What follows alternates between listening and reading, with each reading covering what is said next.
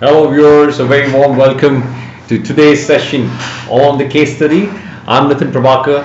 So we are going to discuss a very interesting case today. And so the obvious question is, why is case study important while you're getting prepared for CAT? Now most of your GMAT interviews or any other interviews are going to be around situations, around these kind of cases, and they would be checking how much are you aware of different situations and how would you manage those situations, how good are you with decision making, and your overall personality. Do you really get shattered when stress is upon you? Do you really manage stress well? Those are things that are always checked while you're attending those interviews. So these are case studies that would be shared during interviews. There is a high probability it could be shared during interviews. That's point one. Point two, please remember guys, these take case studies, if you are aware of multiple case studies, we are in a series doing 20 different case studies.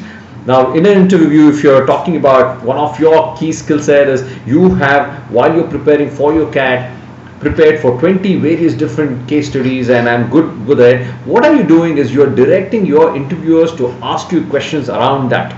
Now you are calling the interviewer into the zone which you are comfortable in. So that is the way you can direct your interview. So that is the reason why we are bringing in case studies to your doorstep. All right, so let's get started. Quick introduction about myself. Welcome all of you. If there's any questions that comes your way, please feel free to have it on the chat window. Let's make it as interactive as possible. I'm Nitin Prabhakar. Basically completed my MBA in 2003.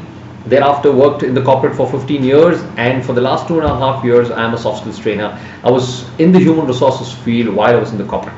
That's a little bit about myself.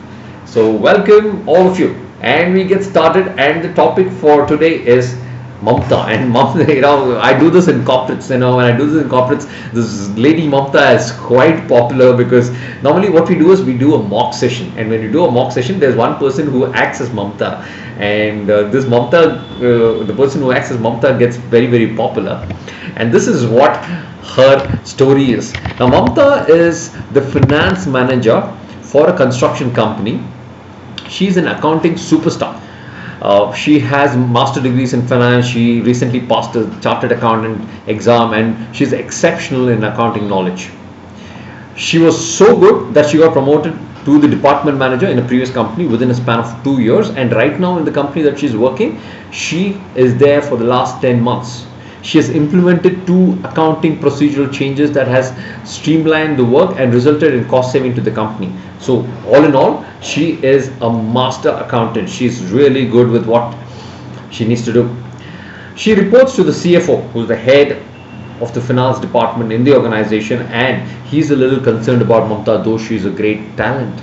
And why this concern is because there is no denying that she has a positive impact to the organization, but Mamta is not fitting in so well with the team. Mamta is a poor communicator and seems to have alienated. She has become different from the team with few of her peers that she works with. She is often aloof and distant, and her usual way of motivating performance is to simply dictate, tell them what to do, what will be done, and expect compliance with her orders. She has good ideas but has little ability to present them well or to work as a part of the team. Now that is Mamta. Now she's a great achiever. She has done well in a previous company. She has been phenomenal, exceptional. She has got promoted in the current company. She has come up with a couple of new practices which has really done good for the organization with regards to cost savings. However, she is unable to manage a team quite well because she is quite abrupt with the communication. She is quite straight. Her team is not very happy with her because she comes across as very dictating, and that's how she communicates, and she expects work from them by giving orders. So that is what it is. So I have 5 questions for you, and I would give you a couple of minutes to give your own answers to each one of it, and then I will let you know what is the ideal answers as per me. Alright, so what kind of a leader is Mamta? Question 1. Would you know what are the different types of leadership? I'll be talking to you about it. In case if you do, identify what kind of a leader is she. What kind of a communicator is Mamta? There are 4 different styles of communication. What kind of a communicator is she? In case if you're not aware of the communication style, I'll be briefing you about that. What training does she require? If you were Mamta's reportee, how would you respond? If you were Mamta's supervisor, how will you coach her? These are the 5 questions that I have for you. Please take a couple of minutes to answer these questions, and I'll probably you can answer those within yourself.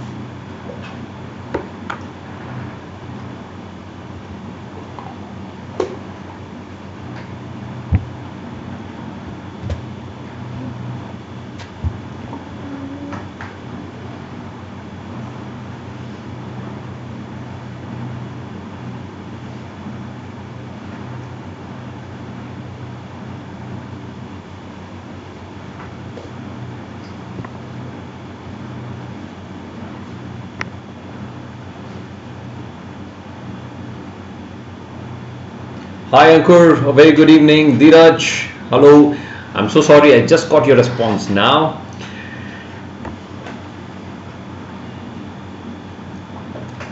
Ankur and Dheeraj, while you're answering this, I just want to keep you informed that during your interviews, guys, these are the kind of tricky questions that might come your way. So in case if you know all these answers, while I'm going to give you the answers, this is going to give you an upper edge, and that's how this is going to help you crack your interviews during your CAT.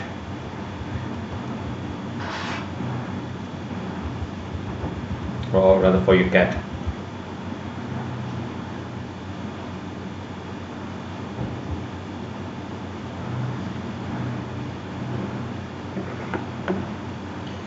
Alright, so I guess you have thought of few answers. First and foremost, my first question, what kind of a leader is Mamta? Any thoughts, guys? Ankur, Dheeraj, anybody else? What kind of a leader is Mamta?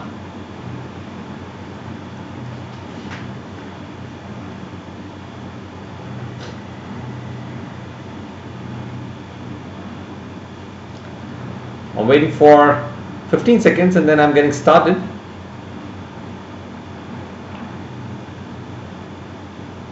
Alright, I'll get started. So, guys, one thing that you need to know is what are the different leadership styles. Now, this is a very, very prominent or favorite questions for the interviewers, because, when you are getting into their college, they would want to hire the best of the best, and they would want to hire somebody with great leadership abilities, and thereby they would also want to know somebody, they want to hire somebody who knows things about leadership. So, while there are roughly around 8 to 9 different predominant styles of leadership, I'm going to just focus on few of them today. Which is, number one is the Mamta style of leadership, which they say she is dictator by nature, and it is also called as authoritative or autocratic leader. Now these are all the leaders who say, I would want to tell you what I want to say and you just go ahead and do it. I don't care about how you're going to do it, but I want results.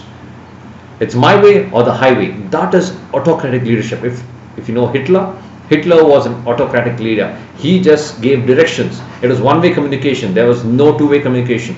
He said, this is what I want, and everybody had to oblige. In case if somebody did not oblige, then they had it, right? They probably could have got shot. Well, in a corporate that may not happen.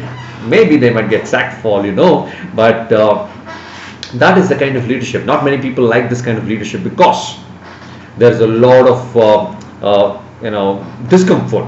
One of the questions is, in case if you are reporting to Mamta, what would you feel? I'll reserve my answer about how would you feel a little later. Now coming to the other styles of leadership. Now we spoke about autocratic or authoritative style of leadership, right? Not the great style of leadership. There's one more thing which is very popular, which is called as democratic style of leadership, or it is also called as participative leader. Now what is participative leaders? And these are all the leaders who typically engage with the people. They ask questions. What, I have a problem, why don't we interact and then get a solution to this. What do you think about this? So there's always a two-way communication that's happening. When there is an issue, the leader goes up to the team and says, I am in a problem, can we all sit together and sort this out? Now each one of the team members would feel involved, and when their ideas are considered, they would also feel a lot more together, they would feel that they have contributed, and they would feel a lot more, they would have a lot more ownership towards that particular activity, right? So that is the most popular, predominant style of leadership. So remember, guys, the ideal style of leadership is democratic style of leadership, but you can't be in democratic zone all the time. At times, you also got to be an autocratic leadership.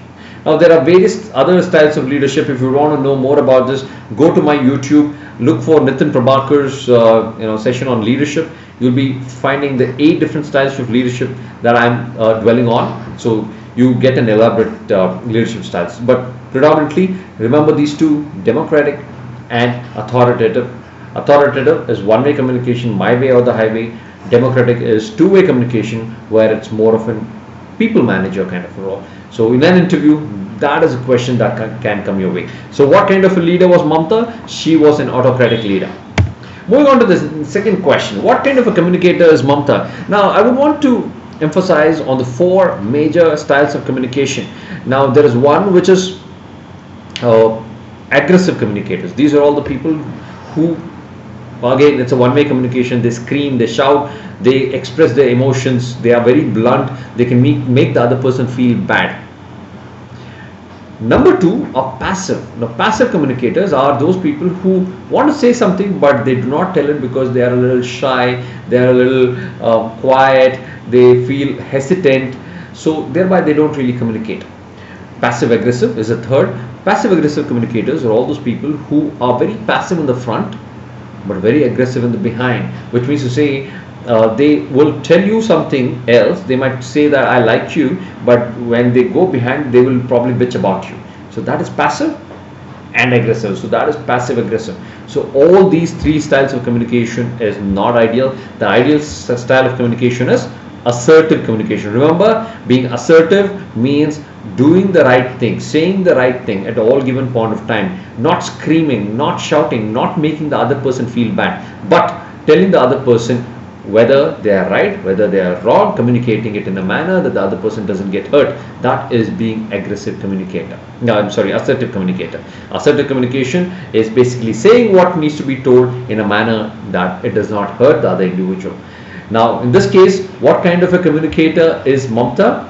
She is an aggressive communicator. If you go back to the case study, it says that she is, if you look at the last paragraph, and the last but one paragraph, the last line, Mamta is a poor communicator and seems to have alienated quite a few of her peers and her employees. She is often aloof and distant. And if you look at the next sentence, and her usual way of motivating performance is to simply dictate what will be done and expect compliance with the orders. Dictate orders is authoritative leaders, and with that comes aggressive behavior, right? A communication, poor communication, alienated. So all of these are aggressive communication. So what kind of a leader was she? She is an aggressive communicator. All right. Remember, guys, these are concepts that you can use brilliantly during your interviews. These are things that you can ask the interviewers to say, I was having a conversation with one of my faculty members and she is an assertive communicator. Now, the moment you say something like this, your interviewer will want to know more about assertive communicator. Read through more or see some of my sessions on assertive communication. If you go to YouTube channel, if you go to Unacademy, on the Plus program, I have extensively spoken about different styles of communication. There you will be able to know what are the different styles of communication. I would also want to tell you, go to YouTube and look for communication styles by Nitin Prabhakar. I have dwelled on each one of these, which is definitely going to help you. Right? Use these jargons. You are directing the interviewers to ask you questions on these. I found an aggressive communicator. I found a passive aggressive communicator. So your interviewers intrigued to know a lot more, or just to check how much do you know about it. So the next question you can definitely wait for your interviewers to ask you more about. Well, you said you passive aggressive. Tell me something more about it. Now you have the answer, so you are in a very comfortable zone, right? So that's how you can use these tips. What training does she require? Of course, she requires training on. No points for guesses. I think it's quite clear out there. Let me wait for 30 seconds. Ankur, Dheeraj, anybody else who's live there, any thoughts? What training, if you were supposed to be Mamta's supervisor, what training would you put her under?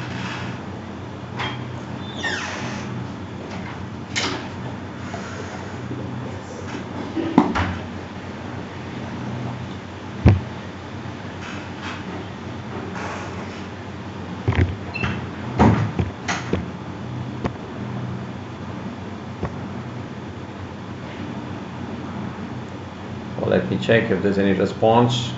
Okay, I don't see any response, but I think the answer is quite obvious.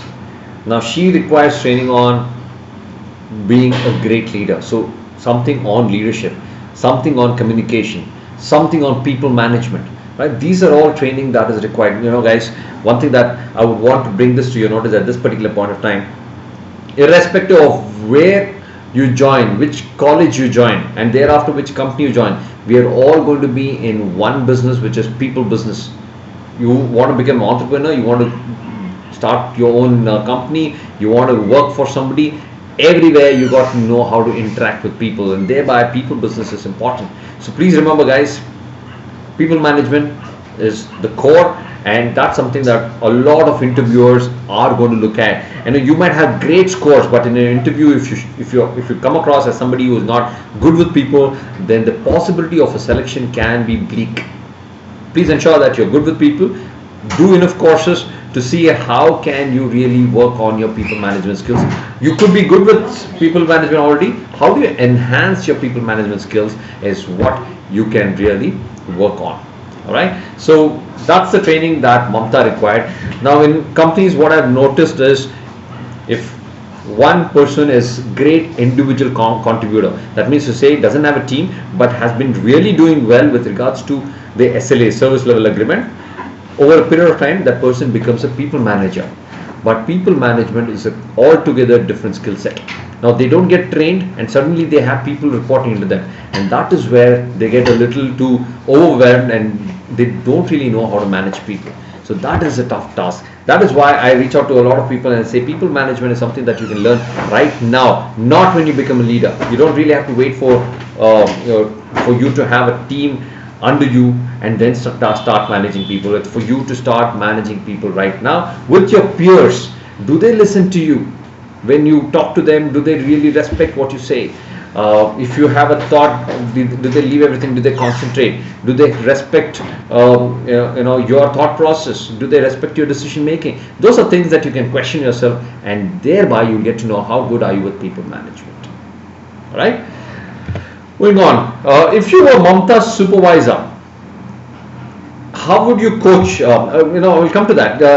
Let's check this. If you were Mamta's reportee, let's assume that you are Mamta's reportee.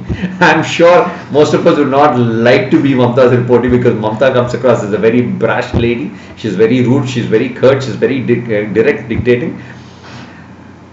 I have worked with such bosses in the past. I'll tell you my experience as to what I've done. But if you were Mamta's reportee, how would you respond? How would you respond? Typically, would you be happy? Would you not be happy? What would happen? Right, I'm going to wait for 20-30 seconds to see if anybody wants to respond to this. How would you feel if Mamta was your boss and if you had to report to her? Would you like it at all?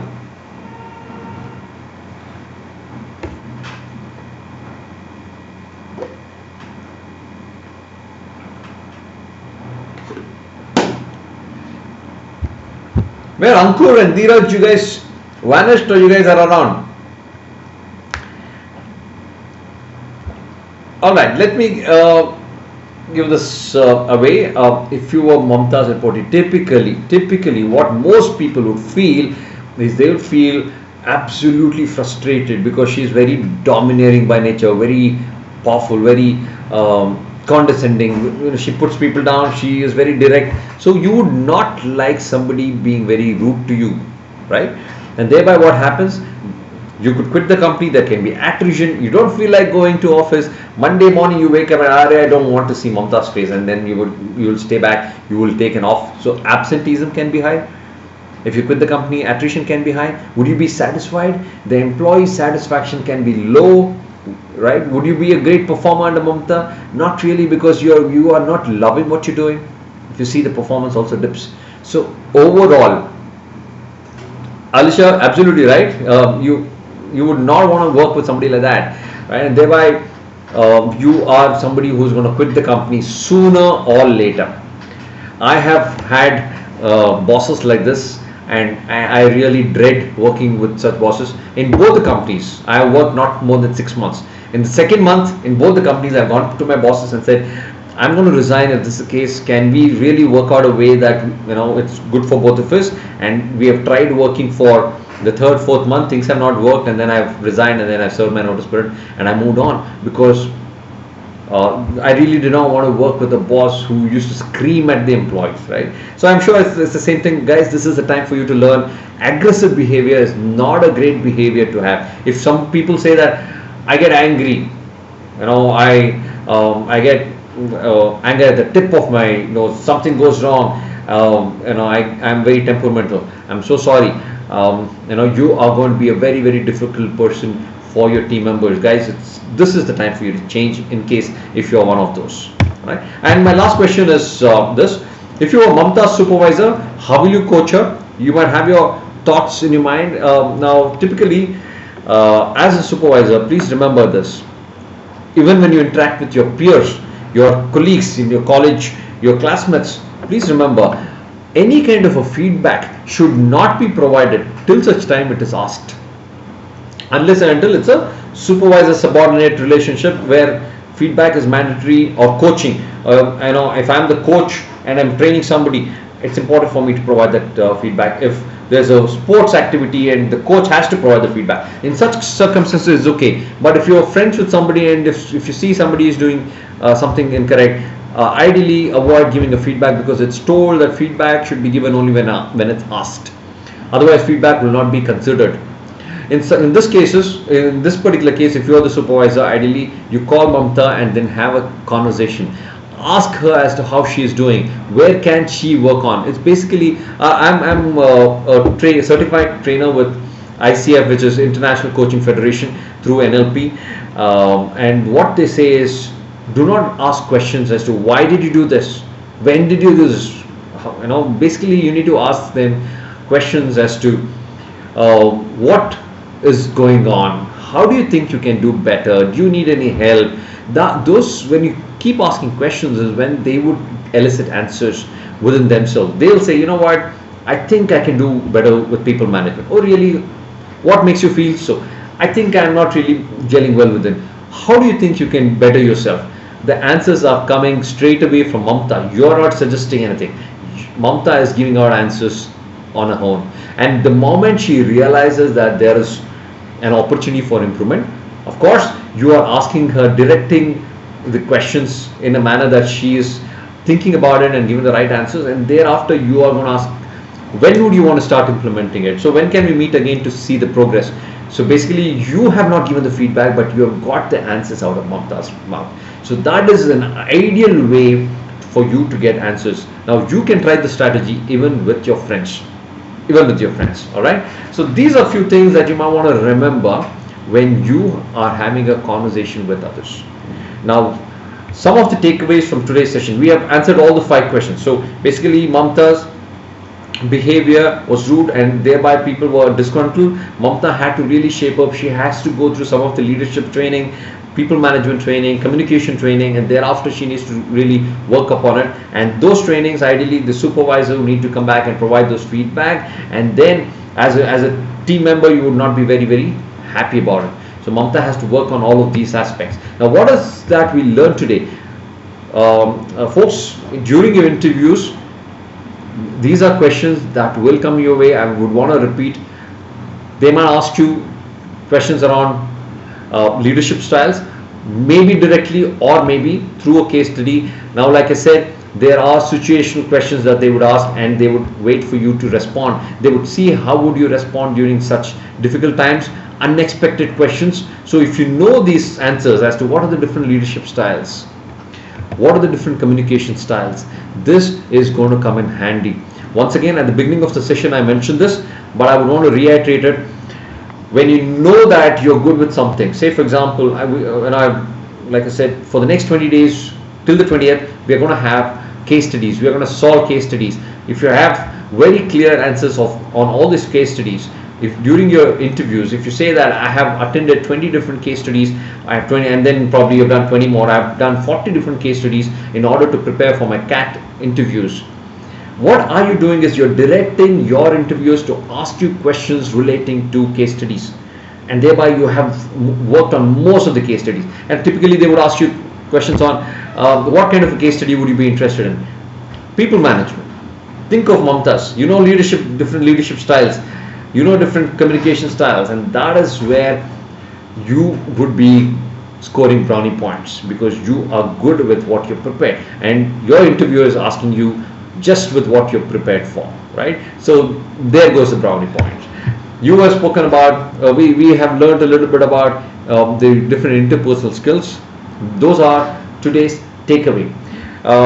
And what we are going to do in the next few sessions is going to be, the last three we have covered predominantly around integrity, on people management, right? The next one, what we're going to do is we're going to talk about how can we make better decisions, how can we be better planners. So those are few things that we are going to cover in the next 2 to 3 days of our session. So those are going to be interesting. Have you heard of 6 thinking hats? Do you know what are the different ways of making decisions? Do you know what are the different ways to plan things? If not, this is the session for you. Well, we are going to learn it in a little different way. We are going to throw a case study at you, and through which you will understand few concepts, right? One way of understanding is just talking about the concepts. Now what we're going to do is differently, is we are going to give a case study and introduce a concept into that particular case study. So you're learning 2 things: how to crack this case study and also a new concept. That is how we would be doing it. So I hope this is going to be interesting. I would love to listen from you if these sessions are helpful. Number 1. Number 2, if there's anything that can be better. Number 3, if there's any particular topics that you would want me to cover, I'll be more than glad to introduce those topics, right? Please do let me know how. I'm going to, once this is done, wait for a couple of minutes to listen to you, and if there's any questions, I would want to open up this chat window for any questions. Please like the page, share it, follow it. In case if you think this is beneficial, please do share it with all your friends, so that it reaches out to the maximum people. And when you join Unacademy, the Plus program, it is going to be extremely beneficial, because there are a lot of topics that's covered under the Plus program by the top educators. You can use my referral code, which is down here, NitinPeaker/4915, to avail a 10% off. So I would welcome all of you to the Plus program too. All right, that's 30 minutes at a stretch. I'm going to give it a break. I'm going to wait for any questions from your side, guys. If you have any questions at all, please feel free to ask.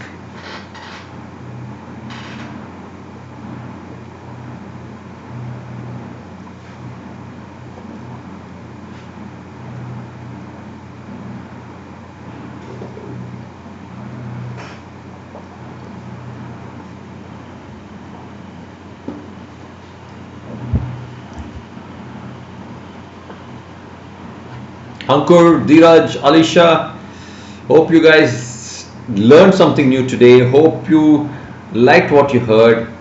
And the rest of you who's out here, any questions or any feedback that you have for today's session, or any topic that you would want to hear with regards to case study in the next few days of our sessions?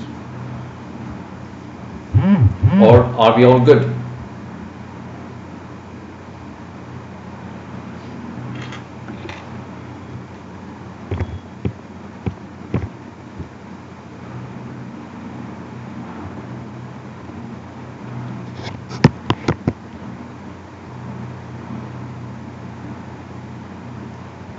Right, I'll wait for the next 30 seconds. In case if I don't find any response, then I'm going to call it a day.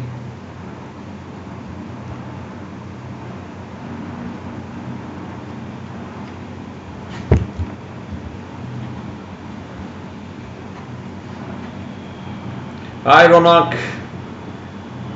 Ronak, we are almost done with the session. Were you there, Ronak, till now in the session, or you just logged in?